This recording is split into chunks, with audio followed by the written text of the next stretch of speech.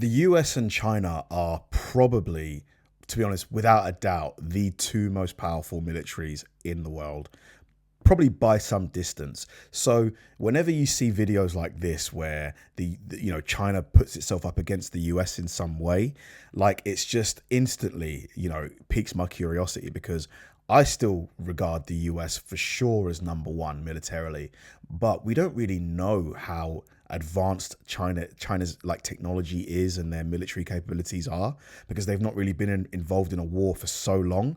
So it's going to be interesting to see what happens here. 2:30 p.m. local over the South China Sea. An American helicopter was doing something that made Beijing very nervous. To counter this, they scrambled their best attack helicopter to stop it. But the Chinese pilot didn't know he was about to make a career-ending Looks kind of like an Apache, doesn't it? mistake. For the next 72 minutes, while trying to intimidate the most powerful Navy on Earth, this pilot would accidentally teach the Americans something Beijing never wanted them to know. The Chinese Z-10 pilot had been scrambled from Xiamen 28 minutes earlier with orders that basically amounted to go scare off the Americans. The US Navy MH-60 Romeo, think of it as basically the Swiss Army knife of military helicopters, was busy tracking a Chinese-type O-39 diesel submarine. The sub had been submerged for 48 hours and was desperately trying to recharge its batteries. Diesel subs are like holding your breath underwater. Eventually, you have to come up for air, and when you do, America is watching. Foreign military aircraft, you are approaching Chinese territorial waters. Alter your course immediately. The transmission crackled over the radio as the Z-10 pilot banked hard across the Romeo's nose at 500 meters. Just one problem: they were 50 nautical miles away from any Chinese territory, in international airspace, where America had every legal right to be. So arguably China were basically trying to, strong-arm the US, like, despite having no basis, it's international waters. Why does the US have to back off? The Romeo's three-person crew, 2 pilots and 1 sensor operator, didn't even flinch, because they knew something Beijing didn't. For the next 72 minutes, while trying to intimidate the US Navy, China was about to do something incredibly stupid. See, the Romeo wasn't just sightseeing. Those bumps and bulges on its fuselage, those are AN/ALQ-210 electronic support measures pods. Think of them as digital vacuum cleaners, sucking up every electronic emission from that Z-10. Radar frequencies, communication protocols, engine harmonics, everything was being cataloged, while the Chinese pilot thought he was being intimidating. The Z-10 you see flying around here is what happens when you order an Apache helicopter from Wish. Built with leftover Russian design assistance from the 1990s, when Russia needed cash and China needed helicopters. I see, so they're just not very good, not very advanced. Sure, it looks intimidating with its angular design, but so does a Toyota Camry with a body kit. Savage. Beijing's pilot fired 2 flares around the Romeo. This wasn't an attack, it was theater. The aviation equivalent of a chihuahua barking at a pit bull. The American crew's response? They pointed their dipping sonar directly at the submarine below. The message was crystal clear: "We still see your friend down there."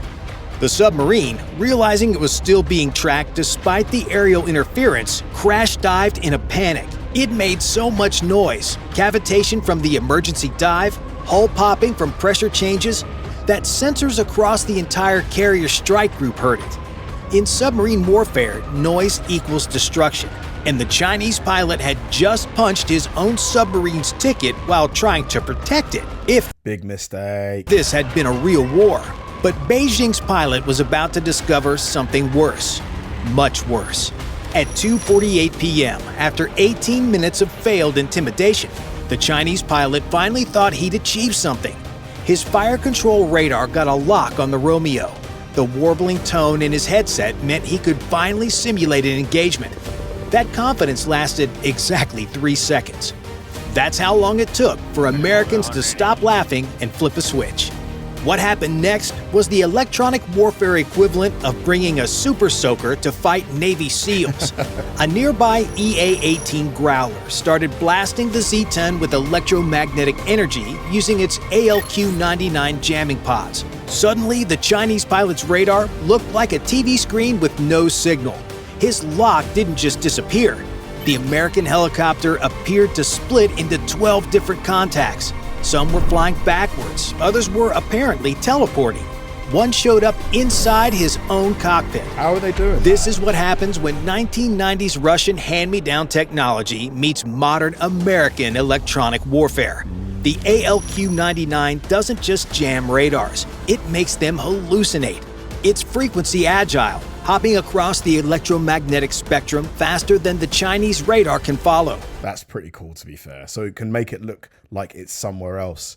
That is so cool. Because then you just can't, unless you can see the plane, how do you know where it is? While Beijing's pilot was looking on one frequency, the jamming had already moved to 50 others. But it got worse. What appeared on his threat display next gave him goosebumps. The U.S. carrier strike group had just lit him up with their spy radars. That's like having the Eye of Sauron suddenly notice you exist. FA-18 Super Hornets were already launching from the carrier deck, not to engage, but to remind Beijing that this Romeo wasn't alone. It had the entire U.S. Pacific Fleet behind it. The Chinese pilot tried everything, switching frequencies, increasing power, even turning his radar off and on again. Nothing worked. The Romeo's electronic warfare suite operates across multiple bands simultaneously, creating what specialists call the full spectrum dominance experience. At this point, if you're the Chinese pilot, just turn back. You're not going to achieve your objective. Just go home. Or what Chinese pilots call, oh no. Meanwhile, the American crew remained so calm they were probably discussing lunch plans. They knew in exactly 4 minutes the situation would get even more embarrassing for China. The Romeo's pilot decided to send another message, a slight bank to point the dipping sonar at the submarine below. The submarine, still being tracked despite all the aerial interference, was now making desperate evasion turns. Each turn created more noise. More noise meant better tracking. The Chinese pilot wasn't helping one bit. The U.S. aircraft commander finally transmitted with the kind of professionalism that only comes from absolute superiority. Chinese military aircraft. This is the United States Navy aircraft, operating in international airspace in accordance with international law. We will maintain course and altitude. Translation: nice try, kid. What Beijing didn't realize was that every second was intelligence gold. The amount of data being collected was staggering. Communication protocols showing their encryption was from 2003. Radar frequencies revealing they hadn't updated since buying the Russian design. I'm surprised by that because I thought China invested, I think it was around about in a $400 billion mark, something like that. So way less than America, but still like a lot. Why is their technology so old? Even the harmonics of the rotor blades, useful for identifying Z-10s from 50 miles away just by sound. Wow. But the Chinese pilot wasn't done embarrassing himself. He was about to learn why that was exactly the wrong move. The Z-10 had just entered what Americans call the find out stage. Frustrated by his complete electronic failure, Beijing's pilot closed to 500 meters, thinking proximity would help. At this distance, he could see the American door gunner manning the GAU-21 50 caliber machine gun, not pointing at him yet, but the message was clear. Now the real mismatch became apparent.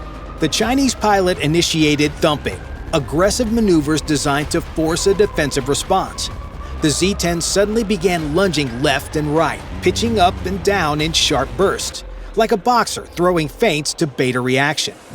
Each move tried to shove the Romeo into a bad firing position, but the tight turns tanked its airspeed and pushed the Z-10's airframe to its G limit. The Romeo, built on the Black Hawk's proven airframe, can pull significantly higher G-loads while maintaining stable flight. Beijing's pilot was essentially tuckering himself out while the Americans watched. Meanwhile, the sensor warfare was completely one-sided. The Romeo's AN/AAR-47 missile warning system was tracking every aspect of the Z-10's movement. Maximum turn rate, 20 degrees per second. Climb performance, 12 meters per second. Just knows everything about the Chinese aircraft.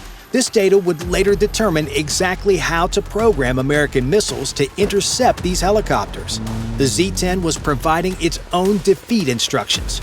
The Romeo's FLIR camera was recording everything in 1080p infrared. Every hotspot was being cataloged. Exhaust ports at 450 degrees Celsius. Transmission housing at 180 degrees. These thermal signatures would tell American engineers exactly where heat-seeking missiles should aim. The Chinese pilot was literally providing a tutorial on how to destroy his helicopter. And if he thought his own weapons could tip the balance, he was in for another shock. The Z-10's 23mm cannon has an effective range of maybe 2,500 meters against ground targets. Against a maneuvering helicopter, lucky to hit anything at 500 meters. The Romeo's GAU-21 has an effective range of nearly 2,000 meters with armor-piercing incendiary rounds that would punch through the Z-10's cabin like tissue paper, which, given Chinese manufacturing standards, it basically was. Oh my God, this guy does not rate the Chinese hardware whatsoever. By now, the Z-10's warning panel looked like a Christmas tree. The control inputs were getting mushy. His helicopter seemed to be on the verge of literally flying itself to pieces. The Chinese pilot felt the stick fighting him, but running meant court-martial. He switched the warnings to silent and pushed harder for one last maneuver. That's so silly. So basically, if he turns back, despite being at a massive disadvantage, he gets court-martialed. I mean, he's giving away data. Like, the logical thing would be to turn back, wouldn't it? He attempted radar locks 14 times. Each attempt was a gift to American electronic warfare specialists. The Romeo systems logged every frequency hop, every pulse pattern, every desperate attempt to burn through jamming. It's like watching someone repeatedly try the wrong password while you write down each attempt. When Beijing's pilot attempted laser designation with his electro-optical system, the Romeo sensors didn't just detect it. They identified the exact model and software version.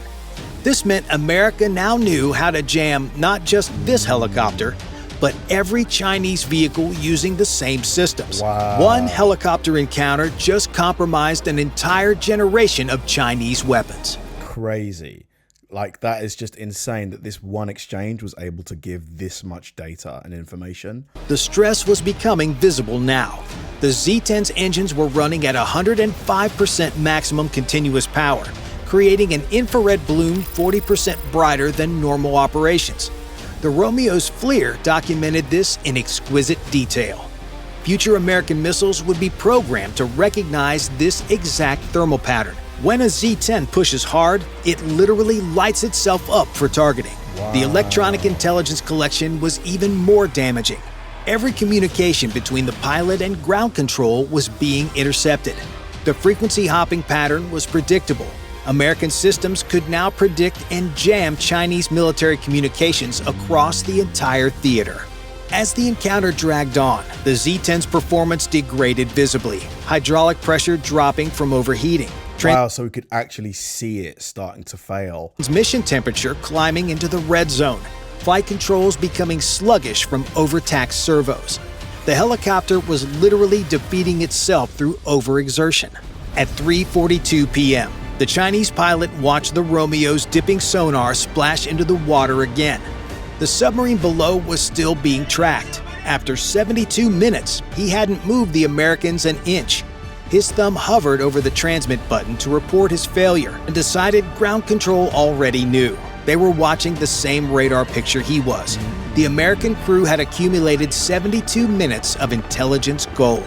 Electronic warfare systems would know exactly which frequencies to jam. Missiles would know exactly where to aim.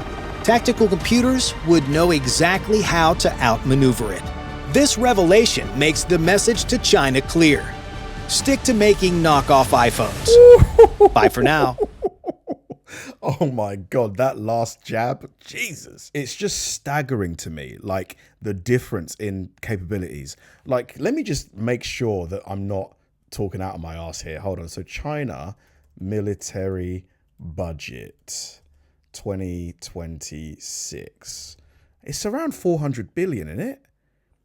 So, okay, so it's about 300 billion. So it's still, we're not talking chicken change here. Like, they spend a lot of money. So why is it that their technology, when it comes to their helicopters, are so inferior? I mean, if I was a betting man, I would imagine that after this exchange, they have invested heavily in upgrading their radar technology and cloaking technology, because America just showed that there is, as the kids say, levels to this game. Thanks for watching, guys. If you enjoyed the video, please like and subscribe, and check out the video I'm going to link right below this one. See you there.